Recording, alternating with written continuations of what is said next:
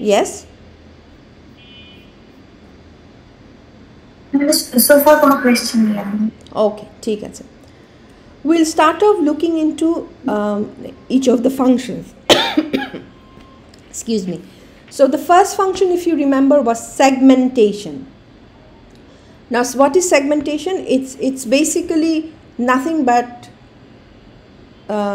একটা পুরো ডেটাকে ছোট ছোট ডেটায় ভাগ করা হ্যাঁ so you know that segmentation is also and মানে it's the same, it means that you are segmenting a particular thing. So আমি অ্যাপ্লিকেশন লেয়ার থেকে যে ডেটাটা পাচ্ছি ওটাকে আমি ছোট ছোট ট্রান্সপোর্ট লেয়ারের প্রথম কাজ হচ্ছে ডেটাটাকে ছোট ছোট ভাগে ভাগ করা। সো এক একটা ভাগকে আমি সেগমেন্ট বলতে পারি, রাইট? সো দিজ আর মাই, আমি অ্যাপ্লিকেশন লেয়ার থেকে যখন ট্রান্সপোর্ট লেয়ার আসতেছে ও ছোটো ছোটো ভাগে ভাগ করছে।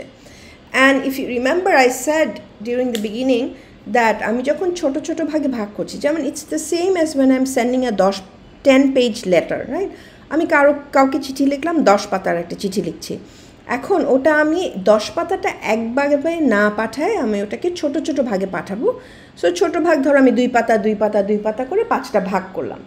এখন ওই 5টা ভাগ তো আর আমি এমনি জাস্ট ভাঁজ করে পাঠাই দিতে পারি না, তাই না?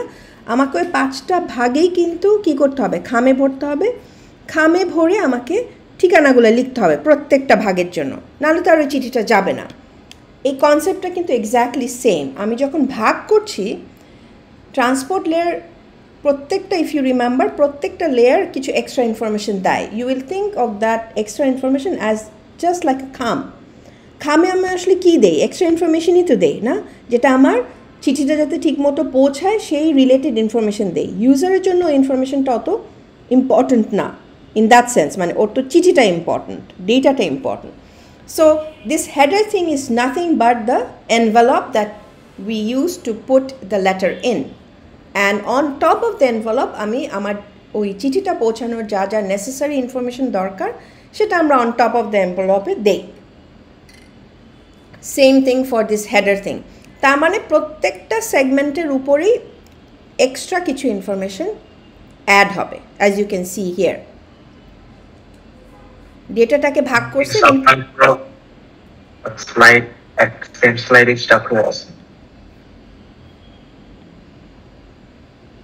That's strange. Yes. Acha, let me share again. I don't know, maybe it's...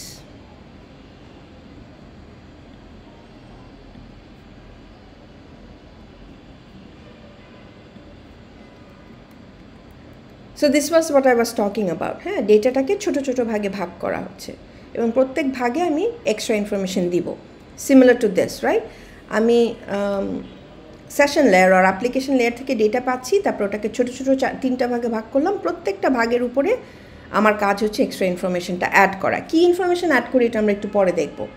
similarly যখন রিসিভার রিসিভ করে, সে আবার ওই প্রত্যেকটা ট্রান্সপোর্ট লেয়ার প্রত্যেকটা ইনফরমেশন পড়ে ওই ডেটাটাকে শুধু সেশন বা অ্যাপ্লিকেশন লেয়ারে পাঠা দেয়, মানে এক্সট্র্যাক্ট করে। মানে রিসিভার যখন চিঠিটা পায় ও তার খামটা ছিঁড়ে ও চিঠিটা পড়ে, তাই না? খামটা ও ছিঁড়ে ফেলে দেয়। সেম থিং, মানে যখন রিসিভার রিসিভ করে ডেটা, ও হেডারটা ছিঁড়ে ফেলে ডেটাটাকে সে নেসেসারি জায়গায় পাঠা দেয়। ঠিক আছে? সো এইটাকে আমরা একটা, মানে আমরা বলি হেডার লাগানো এবং হেডার খুলে ফেলাটাকে বলা হয়, নেটওয়ার্কিং ভাষায় বলা হয় এনক্যাপসুলেশন। মানে you are kind of putting your data into a capsule. The capsule is the envelope or the header, and খুলে ফেলাটাকে আমরা বলি ডিক্যাপসুলেশন। ঠিক আছে? সো ওই যে বললাম হেডারে কি অ্যাড করি সেটাও আমরা দেখব। As you can see here, টিসিপির ক্ষেত্রে যেটা ওই যে রিলায়েবিলিটি এনশিওর করে সেই প্রোটোকলটা, ওরা অনেক কিছু অ্যাড করে extra information. 20 bytes of header add করে, তার মানে 20 বাইটস ওয়ার্থ অফ ডেটা সে অ্যাড করে। হ্যাঁ, ওটা আমরা এগেন ডিটেলে দেখব, আপাতত you don't need to know কী কী অ্যাড করে। অ্যান্ড ইউডিপির ক্ষেত্রে as you can see it only adds 8 bytes of header. কেন? বিকজ ও খুব কম ইনফরমেশন অ্যাড করে, মানে ওর কম ইনফরমেশন লাগে, কারণ ও তো রিলায়েবিলিটি এনশিওর করে না, সেই জন্য ওর যতটুকু লাগে সেটা হচ্ছে 8 বাইটসই হয়ে যায়। ঠিক আছে? This is more in detail, this is the header information. হ্যাঁ, মানে এটা আমার will come in to that আর কি। নাও এই রিপ্রেজেন্টেশনটা আমরা এইভাবে দেখি। আমি জাস্ট একটু বলি, অনেক সময় অনেকে প্রশ্ন করে, সেটা হচ্ছে আমরা আসলে কি পাঠাই, আমরা কিন্তু জিরোজ অ্যান্ড ওয়ান্স পাঠাই, রাইট? এবং it's in a series of zeros and ones, right? এখন তার মানে তোমাকে বুঝতে হবে যে হেডারের যে জিরোজ অ্যান্ড ওয়ান্স আসে সেটার আমি দেখতেছি, ফর আস টু ভিজুয়ালাইজ, আমি দেখি ফ্রম 0th বিট থেকে, মানে বেসিক্যালি আমি জিরো বললাম না, বিট জিরো যদি ওরা লেখা আছে, বাট আমি বলতে বিট নাম্বার 1 বিট থেকে আমি 32 বিট পর্যন্ত দেখি, মানে এইভাবে আমি সাজাইছি আর কি। তারপরে আবার নিচের লাইনে আবার 33 থেকে আবার আরও নেক্সট প্লাস 33তম বিট থেকে শুরু করে আরও 32 bit. So we see it like this, but it's actually a stream of bits, ঠিক আছে? So if I look at the ইউডিপির হেডার, ইটস অনলি 8 বাইটস, হ্যাঁ, বেশি না আর কি, হ্যাঁ। So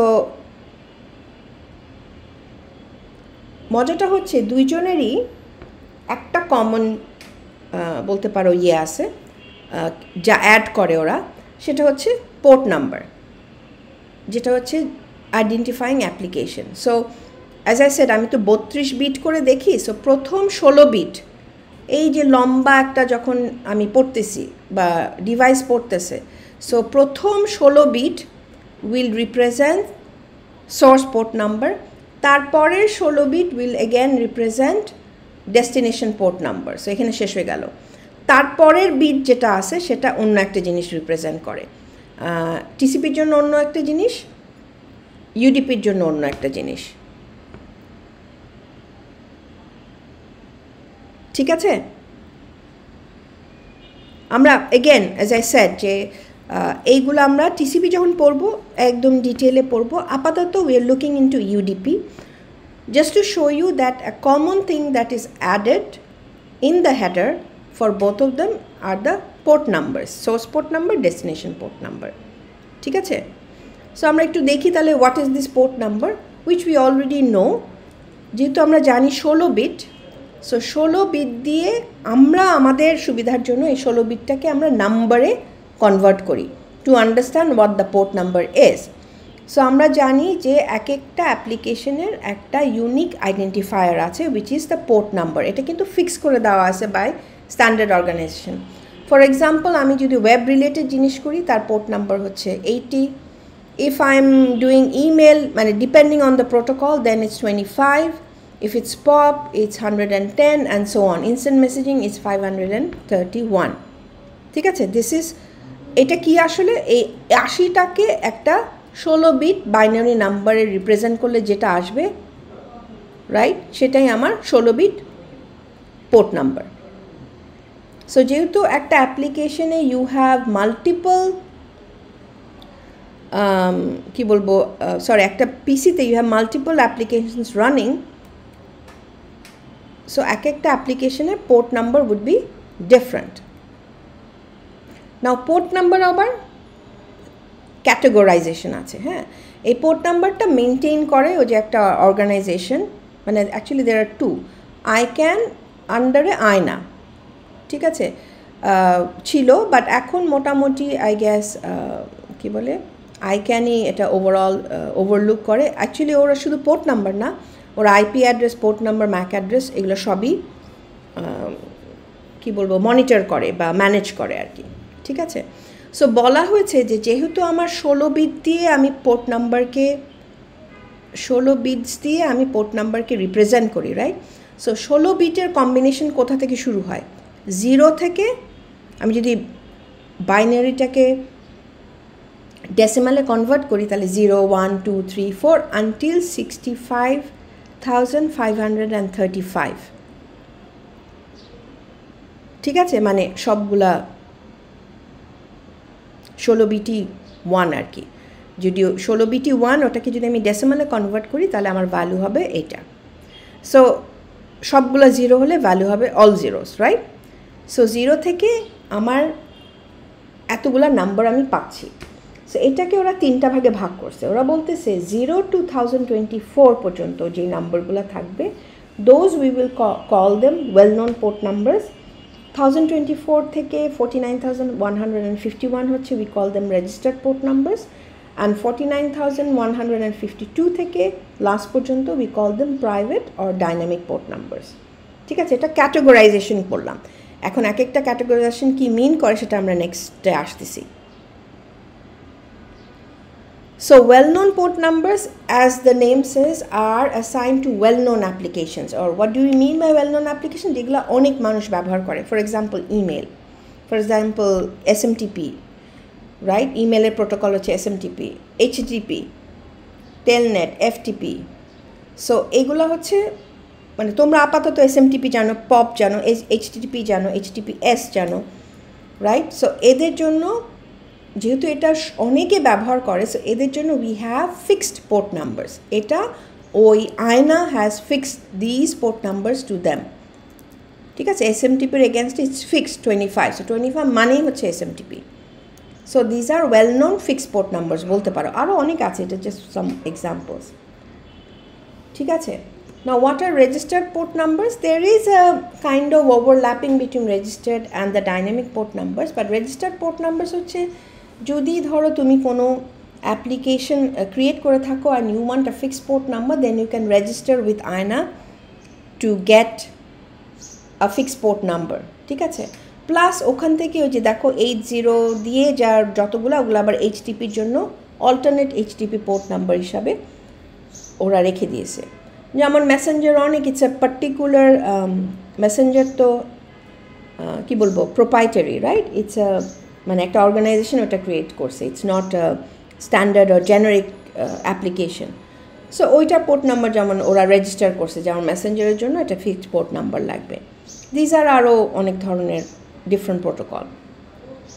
so you have to register for it to AYNA to get this particular fixed port numbers. So we call them registered port numbers. And lastly যেটা আছে, it's a dynamic port number আমরা বলি। এই রেঞ্জটা কারো কাছে মানে কারোর জন্য ফিক্সড না আর কি। Or we also call them private port numbers. এটা বোঝার জন্য আসলে আমাদেরকে প্রসেসটা আগে দেখতে হবে। এটা ঠিক আমি ওইভাবে I guess it will not never be clear. ঠিক আছে, so let's go to a process and then we'll understand.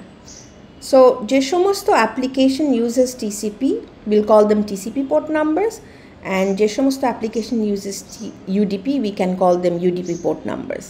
ঠিক আছে, sometimes some can overlap, মানে some application uses both TCP and UDP. We'll talk about them later আর কি। ঠিক আছে, so এখানে just কিছু example দেওয়া আছে। Now let's go to the process.